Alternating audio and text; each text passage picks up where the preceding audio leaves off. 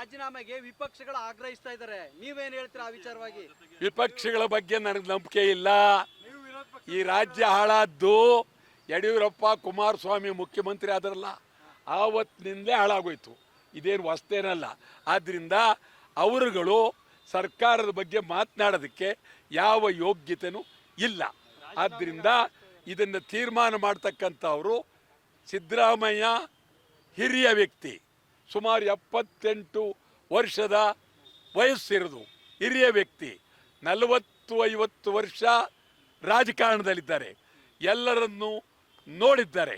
ಹಿಂದೆ MV ರಾಮರಾವ್ ಅಂತೇಳಿ home minister ಆಗಿದ್ದು, ಸಣ್ಣ ತಪ್ಪಿಗೆ ನಾನೇ ನನ್ನ ಸರ್ಕಾರವೇ ಹೊಣೆ ಅಂತೇಳಿ ಶಾಸನ ಸಭೆಯಲ್ಲಿ ರಾಜೀನಾಮೆ ಕೊಟ್ಟಿದ್ದಾರೆ.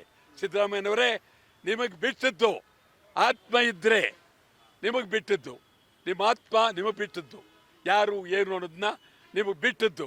ಅಂತೂ ಪೊಲೀಸ್ನವ್ರನ್ನ ನೀವು ಸಸ್ಪೆಂಡ್ ಮಾಡಿರೋದನ್ನು ನಾವು ಕನ್ನಡ ಚಳವಳಿ ಪಕ್ಷ ಇಡೀ ರಾಜ್ಯಾದ್ಯಂತ ಪೊಲೀಸರನ್ನ ಅಮಾನತುಗೊಳಿಸಿದ್ದು ಸರಿ ಇಲ್ಲ ಅಂಥೇಳಿ ಹೋರಾಟ ಮಾಡ್ತೀವಿ.